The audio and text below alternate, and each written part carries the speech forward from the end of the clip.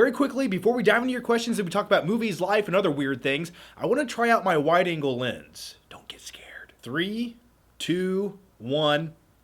I can't snap. If you can't snap either, let me know down below. I can't whistle either. Whoa! Would you look at that? I got a little too excited, but you can see everything with this wide-angle lens. So I might need to move it up a little bit. All right, right there, it's zoomed in all the way. Let's zoom it out all the way. I don't know, do you guys kind of like that? It's just like, I have a set, I have a microphone. My name is Morgan Freeman. But it's like you can see it all, but it's almost a little bit immersive, isn't it? Do you almost feel like you are the camera and there is no camera? Imagine that. Your life has been a lie. All right, that looks okay to me. Let me know what you guys think about the way this looks down below in the comment section. But before we begin, I wanted to let you guys know that this Q&A is brought to you by an awesome YouTube channel called Big Shorts. The Big Shorts YouTube channel features some of the best short films around the world. Now, I know a lot of you watching my video right now probably like movies, or why are you here? How did you find me? I'm not quite sure. But also, a lot of you like to make short films. A lot of you are filmmakers, amateur filmmakers, and the best example of a short film I've ever made was probably something along the lines of this right here.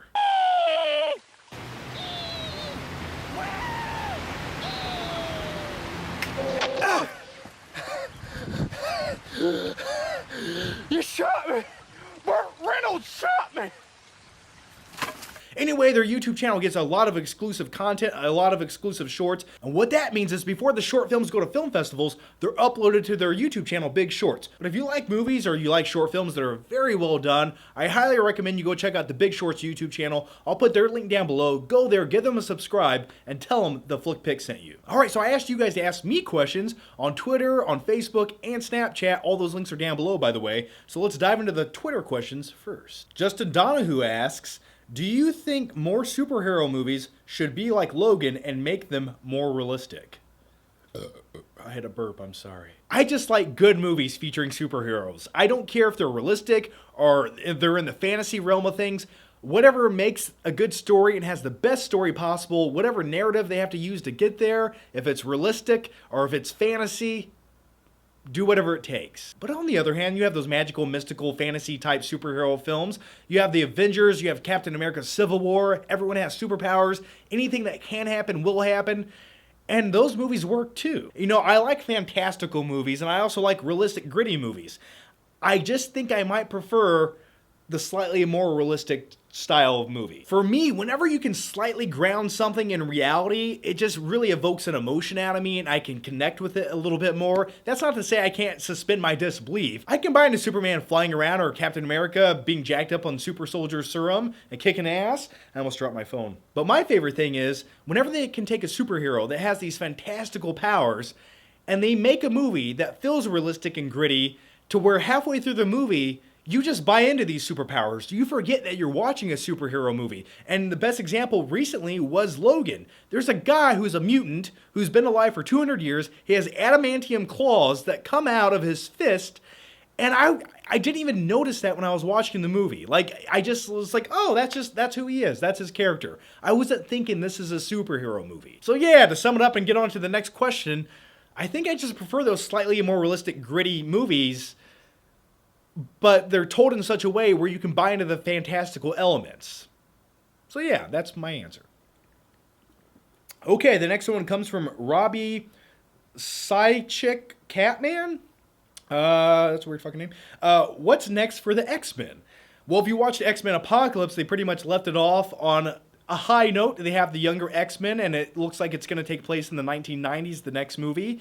And I think that's where they're going with it. But if it was up to me, I would say, why don't we just start over? We've done it all. We need to start over. Because as far as the X-Men movies go, I love Logan. I liked what they did. They pretty much stretched everything out that they could. But I think it's time to kind of drop that Bryan Singer version of X-Men where they just wear leather jumpsuits in every movie. Don't get me wrong, I like the X-Men movies. Fox, the studio behind X-Men, needs to look over at Marvel and say, okay, they're going for it. They have Captain America, they have Thor, they have Hulk. They're not wearing leather jumpsuits. They actually look like they do from the comic books. And they're just having fun with it and going for it in the cinematic universe.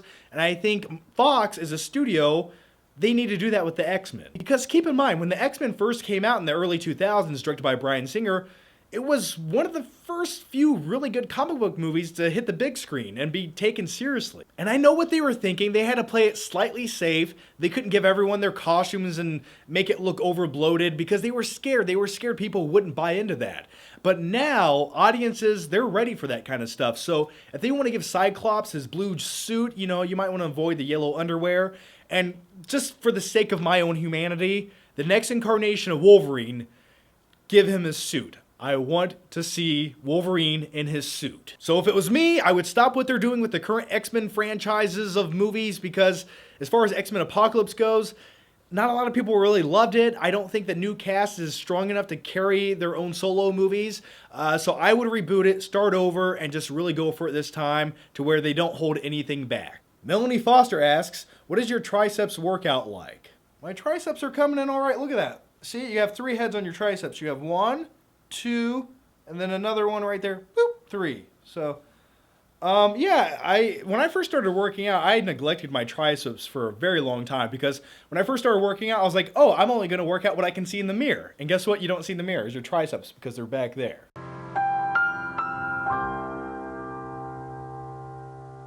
Now, when it comes to tricep workouts, I keep it slightly simple. There's 3 basic things you can do. You can lay down on a bench. You can grab a curling bar or an easy bar or whatever you want to call it. And what you do is you lay your back down on the bench, head against the bench, and you grab the bar with a close grip like this, and you come back, and you almost crush your skull with the bar, which is why they call it skull crushers, and you go back up. I never lock out because locking out is bad for your elbows. I come back and I do skull crushers that really work out your triceps. And after you're done with your skull crushers, keep that bar in your hand. Don't let go. Keep the tension, and then do close grip benches with that same bar like that. And that'll really, really hit the triceps. But if you don't want to snap your shit up and get a really good workout, I highly suggest using cable exercises. And what you can do for cables is you go over, you can grab a rope or a bar. I prefer a rope because you can maneuver it a little bit more. And I do tricep pull downs with the cable machine. And I do that. And if you use the rope, when you go down, you can open up the rope handle like that, and it hits your outer tricep heads. See that thing? It's like a tricep head, and it's kind of long. It almost looks like I don't know, what does that look like? It looks like a little rat tail. But whenever you open up that rope at the bottom of your tricep pull downs, it hits that outer long head of the tricep. Okay, the next one comes from Matt Harris. Were you at all nervous before uploading your first YouTube video? I'm nervous as heck, and it's holding me back. Yeah, I think everyone's nervous. It's normal. Don't be scared, because this is the most comforting thing I can say to you.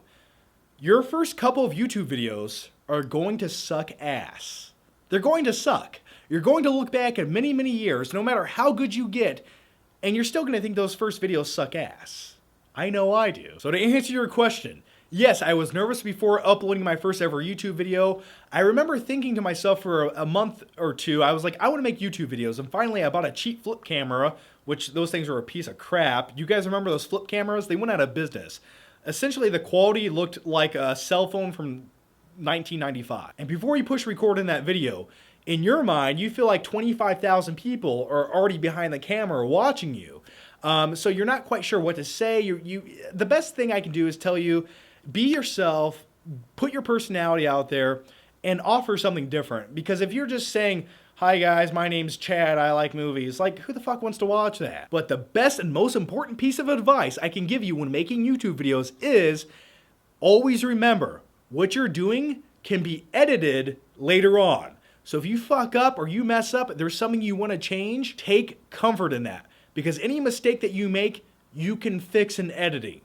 Thank you for editing, because if it wasn't for that, I would be scared to show you guys one of my unedited videos. There have been times where I lose my shit, I punch softbox lights, I'm halfway through a video, my brain melts, I give out, I'm just all sweaty, I get up and I'm just like, I can't do this anymore. And I chug some Red Bull, I scream up at the moon, I come back, I choke myself, I flex both my biceps, and then I push record, and then I make the video. Rubiat Amin, how do you deal with criticisms of your videos? I typically I cry. I go into the bathtub, I turn the water on cold, and I cry. It doesn't matter what you do or what you say. You can cater to everyone. You can say the most perfect thing ever and do the right thing in your video to make everyone happy. And there's always going to be that one person who comes along, da-da-da-da-da, and just shits on you. And there's nothing you can do. But the best advice I can give you is, in life, never go out of your way to appease that one shithead.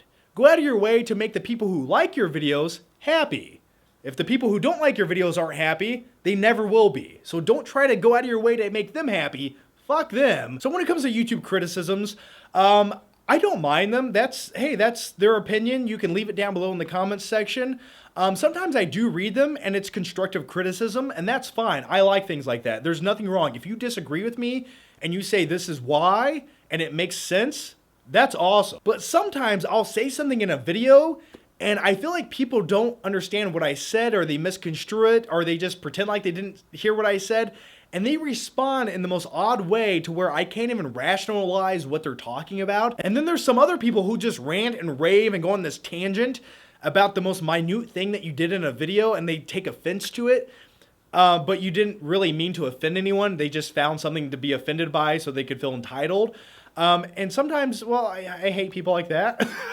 And let's see, what else is there? Oh, when it comes to YouTube comments, especially negative ones, you always get the same 3 or 4 negative comments. Like, they're always the same thing. And I can name a few of them off the top of my head. This guy's not a nerd. He looks like a jock douchebag. Why don't you go work out? The other one is, this guy uses his hands too much and he has a punchable face. I can't disagree with you. And one of the other comments I get all of the time is, especially on movie reviews, why are you nitpicking the movie so much? Just like it. If you just want me to like every single movie and you like the movie, why are you watching a movie review for another person's opinion? Here's what you should do. Just go into the bathroom, look into the mirror, and say everything that you want to hear, and pretend like someone else is saying it. And then smile and leave. Okay, now it's time to answer some Snapchat Q&A video questions. These are my favorite questions because I don't have to read them. I just watch you guys ask me, and it's really entertaining. Oh, come on, Snapchat, you piece of shit. You're loading still.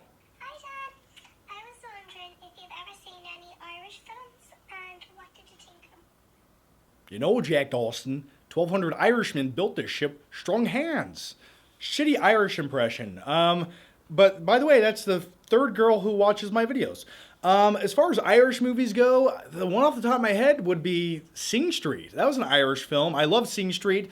I don't know why I didn't watch it sooner, and I'm very angry at myself that I didn't, because I would have included it in my top 10 movies of the year. But I love Sing Street, and so Sing Street. Probably one of my favorite Irish films ever made. Follow-up question. What are your opinions on the new Deadpool 2 teaser, and what is your opinion on The Goonies, my favorite movie of all time? Ooh, I was waiting for somebody to ask me about the Deadpool. Why do you not answer my question? That scared me. So here are my quick thoughts on the Deadpool 2 teaser. I went to see the movie Logan last week, and before the movie started, there was this teaser for something, and at first I thought it was part of Logan, and then it slowly turned into a Deadpool teaser, and you see Deadpool's burnt face, this old guy being mugged in an alleyway, and then Deadpool runs into a phone booth, and he starts changing. And in the theater, that scene went on for like 2 minutes, and then you see his ass cheeks up against the window, and it's playing like Superman music in the back. It was brilliant. I loved it. It was the perfect teaser to Deadpool. But my favorite thing about the trailer is by the time he finally puts his costume on after 3 minutes in the phone booth, he comes out and the guy that he was trying to save is already dead. And that's the best social commentary you can make about superhero movies. Like, how do they put their costumes on so quick? What are you more excited for, the Batman movie or the Aquaman movie? I gotta use that question. Just because Aquaman's smile. Come on. I'm more excited for the Batman movie, but I'm gonna tell you guys a quick side story that kind of relates to all of this. I was on a plane back from LA, and on the plane beside me was a guy on his laptop. And I was sitting there not really paying attention, and then all of a sudden over on his laptop, I see concept images for the upcoming Aquaman movie and Justice League. And these are images that weren't released anywhere. This was back in January where I seen this. So for the next 2 hours, out of the corner of my left eye, I'm watching everything that this guy's doing on his laptop, and he's showing all these designs and these concepts. It shows Atlantis. It shows the 3rd act of the action climax of the upcoming Aquaman movie. Which, by the way, it looks like it takes place in Sydney, Australia, because it had like the landmarks of Sydney, Australia, and the waterways. And then to wrap up my story, about an hour before we landed, I look over and I was like, hey, are you working on the Justice League or Aquaman films? And he's like, yeah, I am. Why? And I'm like, oh, I talk about movies on YouTube. And then he looks at me and he's like, Had I known that, I probably wouldn't have had my laptop facing you, because it's like, I legally cannot show anyone these. And he's like, you're probably the worst person ever to be sitting beside, because now, like, you've seen these things. Hey John, another girl that watches your channel. My question for you today is, if you could only watch one movie for the rest of your life, what would it be and why? Why do people do that? That's like, you can't, anyone who talks about movies or likes movies, that's the most impossible question. Like, you can ask me an algorithm to create a new civilization of DNA that exists only on Mars. Like, I could probably answer that question eventually. But asking me what my favorite movie is of all time, I can't do it. I can't do it. You know, I can... I will say this, there are a few movies that never get old to me. The Dark Knight, Shawshank Redemption, Stand By Me. I never get tired of watching those movies, and they always take me to a weird place that makes me feel happy and slightly depressed and sad. When did you lose your virginity? I just lost mine. Would you rather shit from your mouth or shit from your dick? How would you want to die? I would want to die in a plane crash.